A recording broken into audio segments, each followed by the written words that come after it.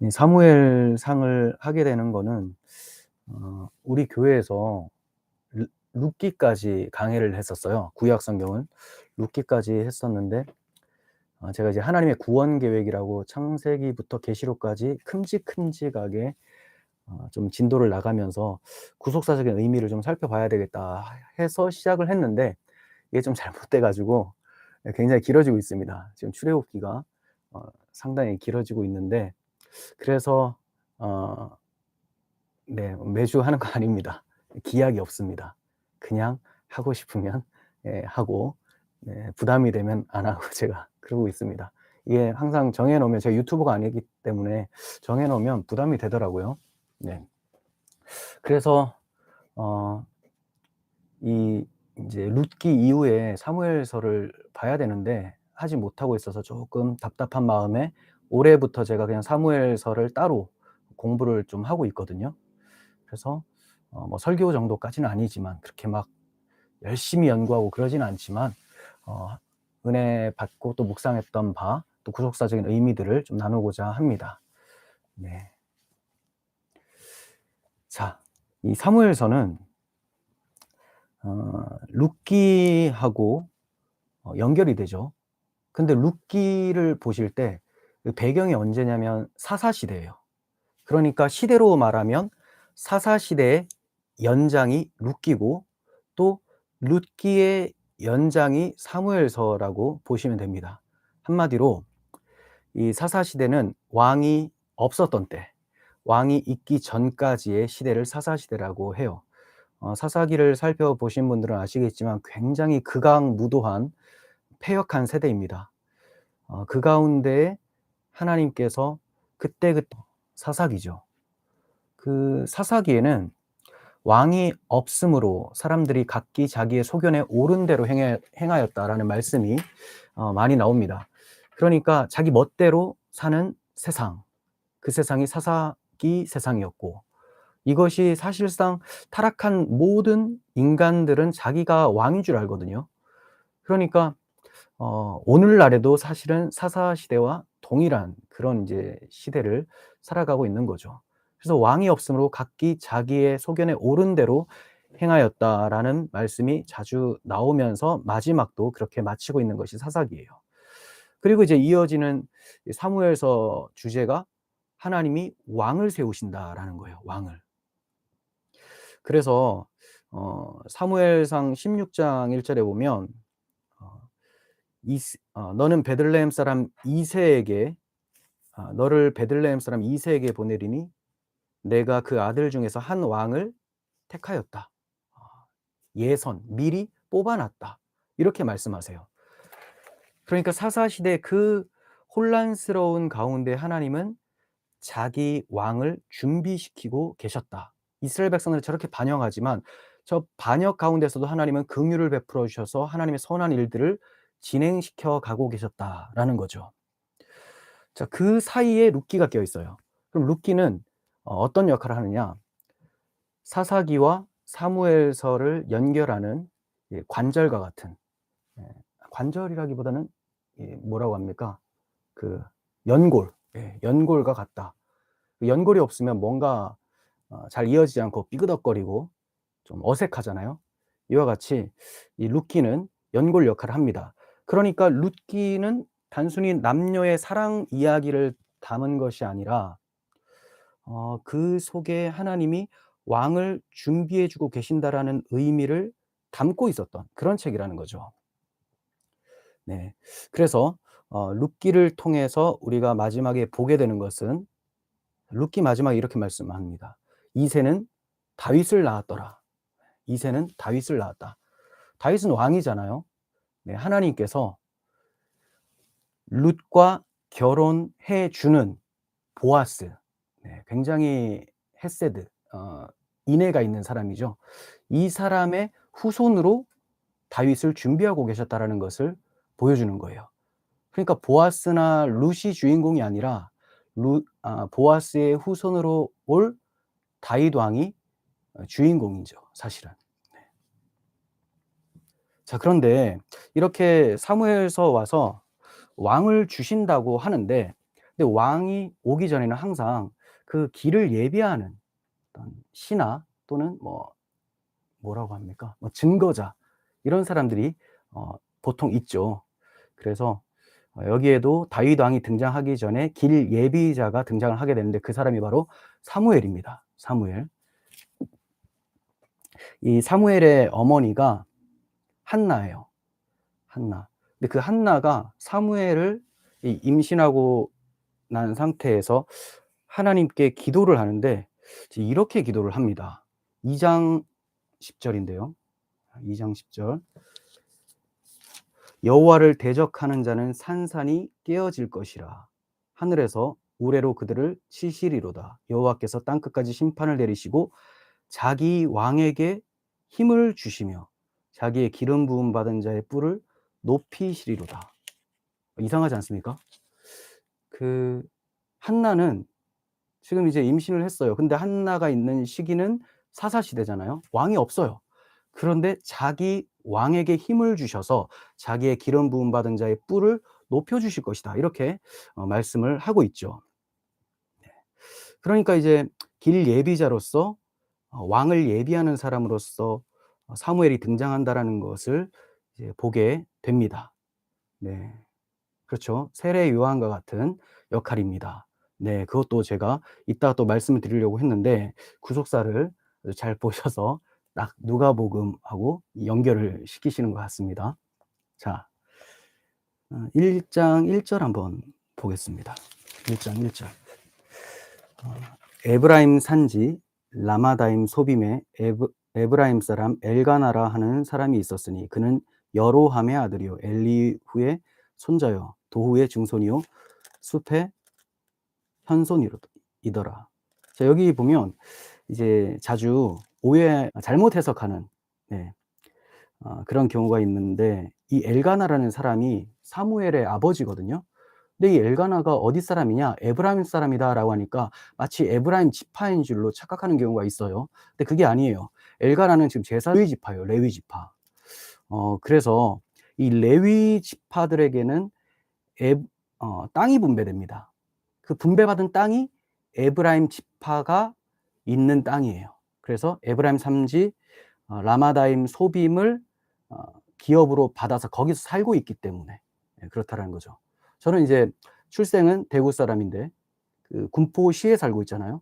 그 군포 사람 김인수 이렇게 얘기를 하는 것처럼 원래는 레위 지파인데 에브라임에 살고 있었다. 이렇게 이해를 하시면 됩니다. 자, 그런데 이제 3절 보시면 이 엘가나라는 사람이 상당히 경건합니다. 이 사람이 매년 자기 성읍에서 나와서 실로에 올라가서 만군의 여호와께 예배하며 제사를 드렸는데 이제 대조 저는 이렇게 탁 그었거든요. 이 대조예요. 엘리의 두 아들 홈니와 비느하스가 여호와의 제사장으로 거기에 있더라. 네. 자, 이게 왜 엘가나가 굉장히 경건한 거냐? 지금 시대가 사사 시대잖아요. 암흑기예요. 다 자기가 왕이 돼서 하나님을 경멸하고 하나님의 언약을 버리며 살고 있는데 이 엘가나는 실로에 올라가서 만군의 여호와께 예배하며 제사를 드리는 그런 경건한 사람이었다라는 거죠. 반면에 나중에 또 살펴보겠지만 엘리의 두 아들 홈니와 비느하스는 제사장이긴 하지만 아주 최악의 그런 망령된 사람들입니다. 이렇게 대조가 되고 나오죠. 자, 이것을 보면 이제 이 엘가나라는 사람이 그 누가복음 2장에 보면 예수님의 오심을 기다리는 남자가 있어요. 이름은 시므온. 네, 2장 25절, 25절로 제가 알고 있는데 이 사람을 소개할 때 어떻게 소개하냐면 이스라엘의 위로를 기다리던 사람이다. 이렇게 얘기를 해요. 예.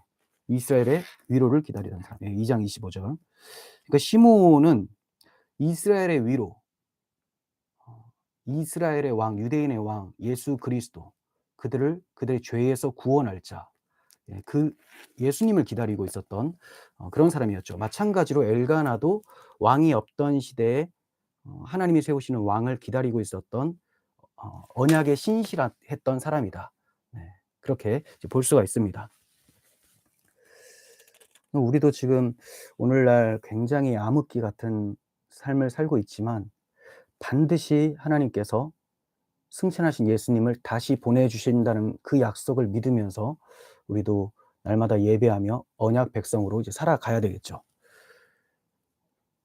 자, 그래서 이제 사무엘상 1장과 그 누가복음 1장은 대칭을 이룹니다. 좀 전에 여기 도리킴 아카데미께서 말씀해 주신 것처럼 그 사무엘상 1장과 누가복음 1장은 대칭을 이루고 있습니다.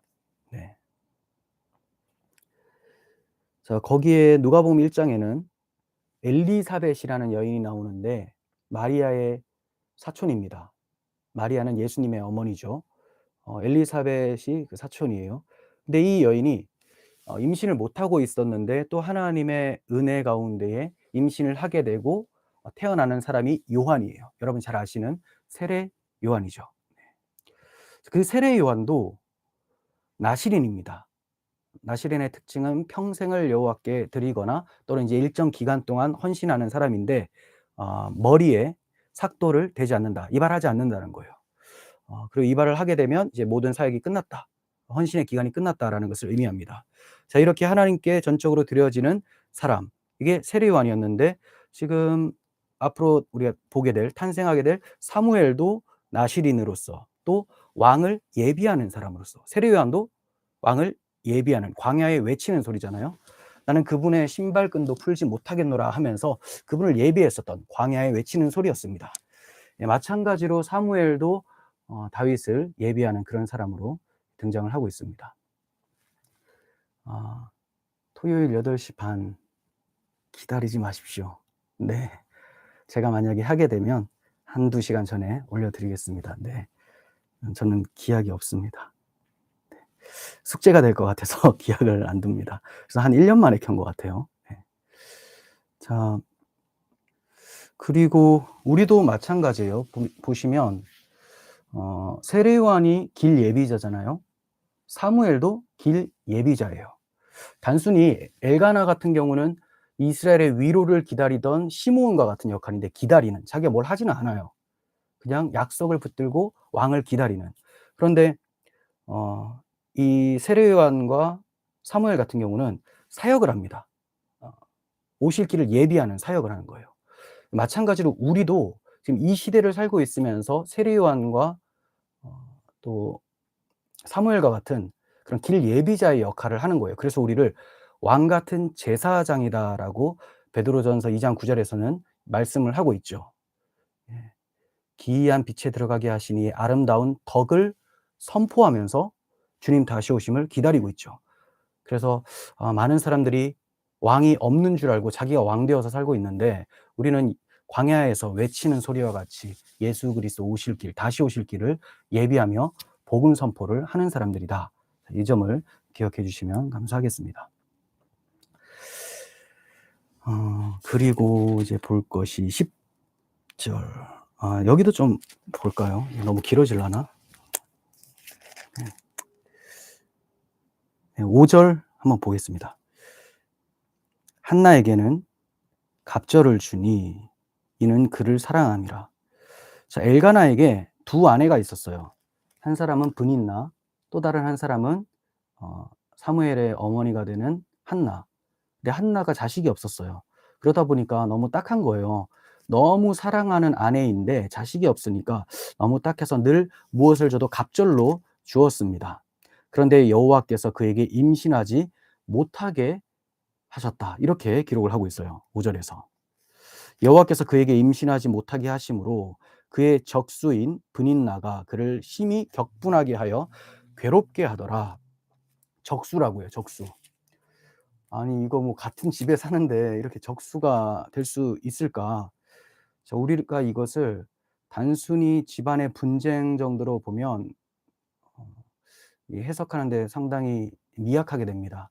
성령께서 주신 의도대로 해석을 해야 되는데, 그러기 위해서는 구속사 관점으로 해석을 해야 됩니다. 그래서 굳이 적수라고 한 것은 한나가 아기가 없어서 괴로운데 여기에다가 더 정죄하고 조롱하고 비난하고 있는 역할이에요. 구약 시대에 자식이 없는 여인들이 꽤 나옵니다. 자, 이 사람들은 단순히 아기가 없어서 불쌍하다 이게 아니라 하나님의 언약 그리고 그 언약을 통한 복을 받을 수 있으려면 자손을 통하여서 계속 이어지게 되거든요. 그러니까 하나님께서 자식을 주셨다라는 것은 나를 언약 백성으로 기억하시고 그 언약을 신실하게 계속 이어가신다라는 그런 믿음 가운데서 자식을 받아 키웠어요. 그런데 자식이 없어요. 그럼 어떻게 해석이 되느냐? 하나님이 나를 언약 백성으로 보지 않으시는구나 하면서 저주받은 자처럼 괴로워졌다라는 거예요. 근데 생각해 보면 모든 인간은 타락했기 때문에 거룩하신 하나님 앞에서 복을 받을 수 있는 사람은 단 한 사람도 없죠. 이 비참한 현실을 설명하기 위한 모습이 바로 구약 시대 여인들의 불임이에요, 불임. 그러니까 오늘날에 그 임신하지 못하는 여성분들이 '한나와 같이 기도를 하면 하나님께서 들어주지 않을까?' 이렇게 생각해서 기도하시는 경우가 있는데, 네, 기도는 하는 것이 좋죠. 그런데 이게 일반적 그런 어떤 보편적 원리로 그 불임을 주시고 또 임신하게 하시고 이런 게 아니라는 거예요. 하나님 앞에서 철저하게 복받을 수 없는 절망 가운데 있던 죄인이 어떻게 자식을 받게 되느냐. 바로 하나님의 긍휼하심과 신실하심, 바로 언약 때문에 그를 하나님이 돌아보신다. 이것을 가르쳐 주는 것이 불임이었다가 다시 임신이 되는 거예요. 그 아브라함의 아내 사라도 마찬가지죠. 아이를 낳을 수 없는 상황이었는데 약속대로 이삭이 주어지죠. 한나도 마찬가지고 마리아도 마찬가지고 예수님의 어머니. 거기는 불임은 아니었지만 잠자리를 하지 않았는데 생겨요. 그러니까 기적이죠, 기적. 네. 자, 아무튼 자, 이렇게 그래서 이제 적수라고 분인나를 소개를 하는데, 이것은 우리 비참한 하나님 앞에서 비참하고 복받을 수 없고 저주만이 주어져야 될 우리 죄인들 가운데에 마귀가 끊임없이 조롱하고 멸시하고 정죄하는 그 역할을 하고 있다. 이걸 보여주는 거예요. 그렇다고 뭐 분인나가 마귀다 이건 아니고요. 예, 이 구속사적인 역할이 그렇다라는 거예요. 그래서 분인나가 그를 심히 격분하게 하여 괴롭게 하더라. 이렇게 말씀을 하고 있죠. 그래서 너무 슬퍼서 울고 먹지 않았습니다. 그랬더니 8절 끝에 가면 어 그 시대의 로맨티스트 엘가나가 "내가 그대에게 10 아들보다 낫지 아니하냐." 이렇게 얘기를 합니다. "10 아들보다 낫지 아니하냐." 그랬더니 한나가 감동을 받은 것이 아니라 대꾸가 없어요. 바로 9 절로 넘어가죠. "말 같지도 않은 소리 하지 말라."라는 거죠. 왜냐? 이거는 당신이 지금 채워줄 수 있는 부분이 아니야. 하나님의 언약과 관련되어 있기 때문에 네, 남편이 그것을 대신해 줄 수가 없는 거예요. 자, 그래서 10 절에 보시면 한나가 마음이 괴로워서 여호와께 기도하고 통곡하며, 네, 불평 원망한 것이 아니라 기도하고 통곡했다라는 것 자체가 하나님의 긍휼을 기다리고 있었던 사람이죠. 11절 서원하여 이르되 만군의 여호와여 만일 주의 여종의 고통을 돌보시고 나를 기억하사 주의 여종을 잊지 아니하시고 주의 여종에게 아들을 주시면 내가 그의 평생의 그를 여호와께 드리고 삭도를 그의 머리에 대지 아니하겠나이다. 네. 한나가 굉장히 간절하게 기도를 합니다. 주의 여종의 고통을 돌봐주세요. 나를 기억해 주세요라고 하죠. 자, 여러분들이 성경을 꼼꼼히 보셨다면 이 표현이 주로 어디에서 나오는지를 아실 수 있을 거예요. 하나님께서 언약을 기억하사 돌보시고 그들을 기억하시고 구원해 내셨더라. 이런 표현들이 성경에 많이 나오거든요. 대표적인 게 애굽에서 430년 동안 종살이하며 부르짖고 있을 때에 하나님께서 그들을 돌보시고 그 언약을 기억하사 그들을 이끌어내셨다. 이게 이제 출애굽기 2장 24절 25절이에요. 한번 볼까요? 하나님이 그들의 고통 소리를 들으시고 하나님이 아브라함과 이삭과 야곱에게 세운 그의 언약을 기억하사 하나님이 이스라엘 자손을 돌보셨고 하나님이 그들을 기억하셨더라. 네. 그러니까 나를 돌보시고 나를 기억해 주세요라는 것은 하나님 그 언약을 내가 붙잡고 있으니 하나님의 언약대로 나를 긍휼히 돌보시고 나에게 은혜 베풀어 주시옵소서. 이렇게 기도를 하고 있는 것이죠. 네. 그러니까 우리가 뭐 어려울 때 이렇게 기도를 할 수도 있지만 지금 한나는 철저하게 언약 그리고 언약의 복을 이어갈 수 있는 자식을 구하고 있는 거예요. 그리고 그가 구하는 이유가 자기 좋으려고 하는 게 아니에요.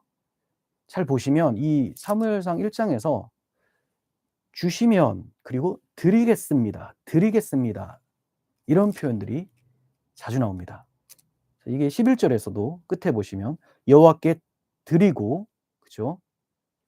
이렇게 나왔어요. 그런데 중간에 또 있는지 모르겠는데 28절 제일 끝에 보시면 그러므로 나도 그를 여호와께 드리되 그의 평생을 여호와께 드리나이다. 네. 네. 드리기 위해서 달라는 거예요. 보통은 우리는 내가 뭐가 없으니 좀 주세요, 주세요 이렇게 하는 경우가 많은데 그게 아니라 하나님, 제가 하나님께 뭐라도 드리고 싶은데 하나님 저에게 은혜 베푸시면 그 은혜 베푸신 걸로 하나님 앞에 영광을 돌리겠습니다. 네. 이렇게 이제 볼 수가 있죠. 가지고 27절, 28절 한번 또 제가 읽겠습니다. 결국은 아이를 받았어요. 하나님의 은혜 가운데 아이를 받습니다. 이 아이를 위하여 내가 기도하였더니 내게 구하여 기도한 바를 여호와께서 내게 허락하신지라. 내가 구하여 기도한 바를 허락하셨다. 하나님이 들어주지 않으셔도 그러니까 응답해 주시지 않으셔도 내 소리를 듣고만 계신다라는 그 사실 자체가 엄청 은혜죠. 그게 위로예요.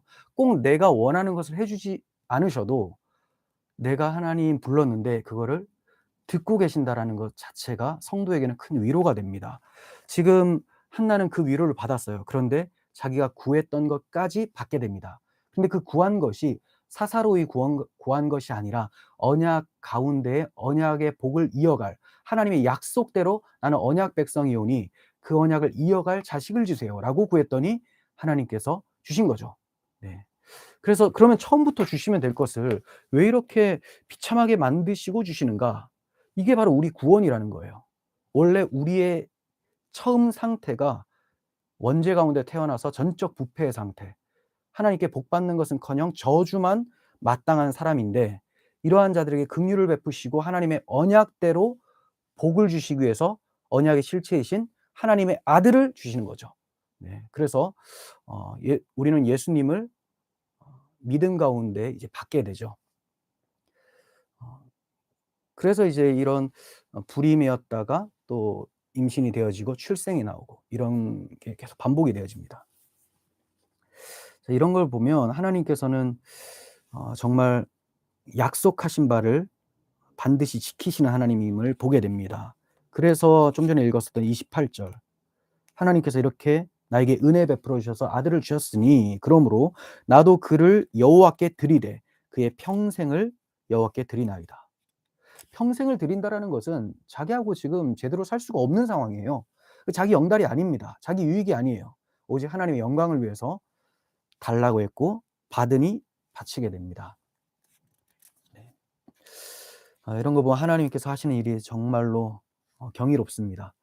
사사기의 마지막을 보면 그때 이스라엘에 왕이 없으므로라고 하면서 끝맺고 있는데 사사기 다음 책인 룻기서 마지막에는 보아스는 오벳을 낳았고 오벳은 이새를 낳았고 이새는 다윗을 낳았더라 이렇게 마치고 있어요.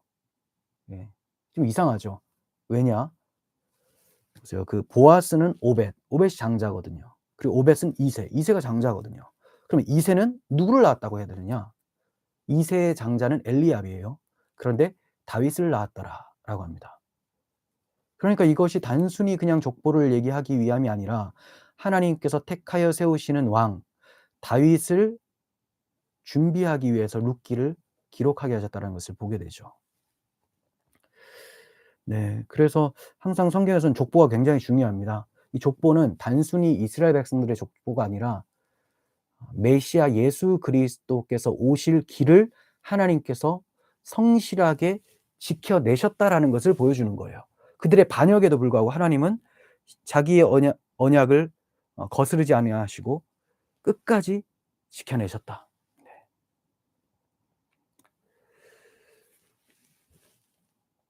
이 하나님께서 다윗을 사무엘을 주신 것이 하나님의 주권적인 사역, 구원 계획을 이루시기 위한 그 과정 가운데 있었다라는 것을 한나의 기도의 내용을 통해서도 우리는 좀 알 수가 있어요.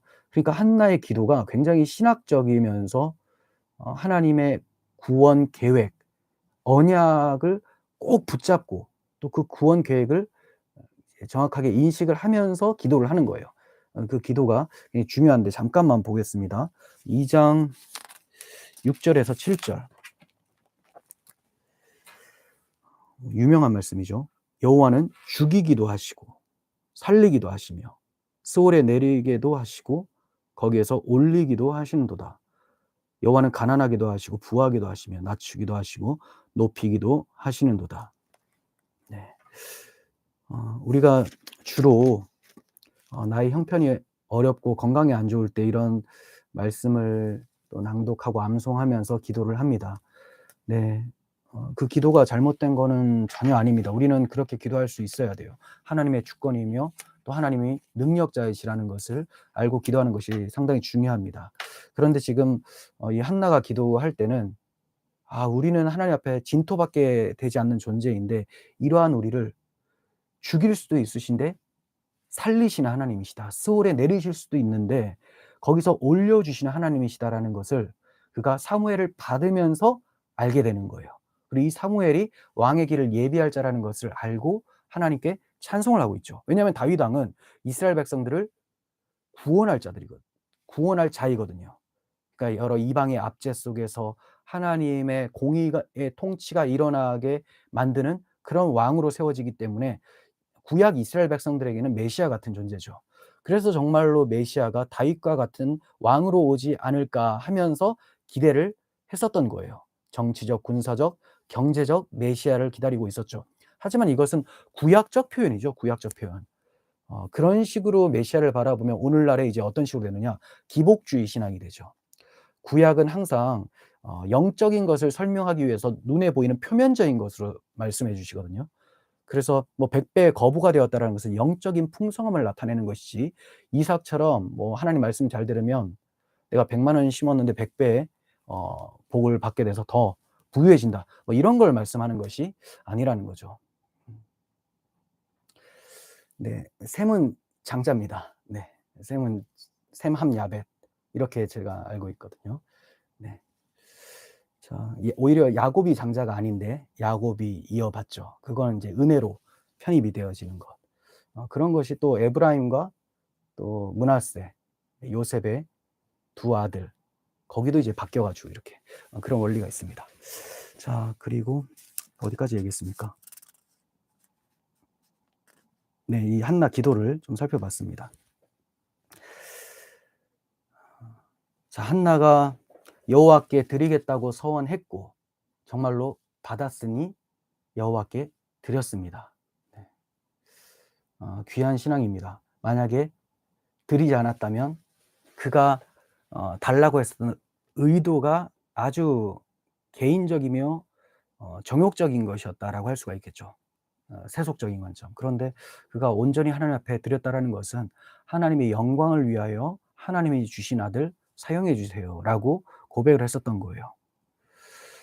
참 생각해 보면 이 사무엘을 놓고 성전에 놓고 성막이죠. 성막에 놓고 나오는 그 나이대가 젖 젖을 막 떼었을 때예요. 그러니까 얼마나 아기예요. 그때 놓고 나오는 엄마의 심정이 어땠을까?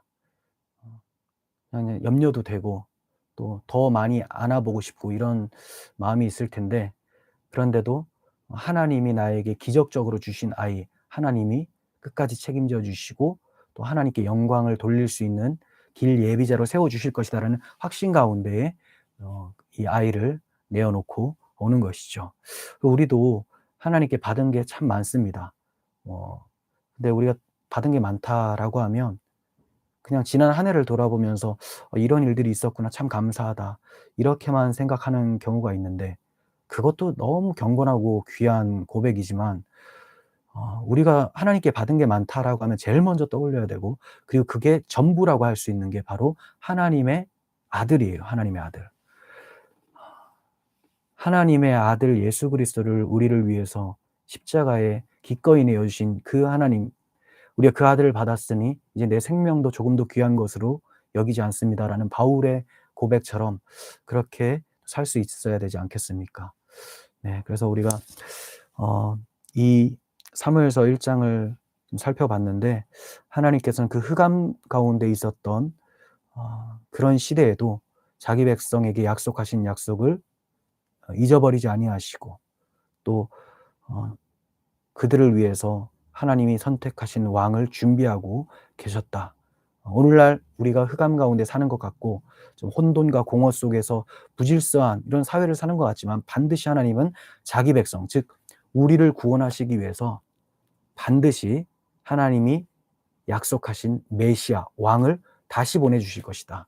우리는 그것을 믿으면서 신앙생활을 해야겠습니다. 그리고 오늘 밤도 그 예수 그리스도 다시 오심을 기억하면서 또 잠드시고 내일 그 예수님을 기쁘게 찬송하는 그런 예배가 되셨으면 좋겠습니다. 네.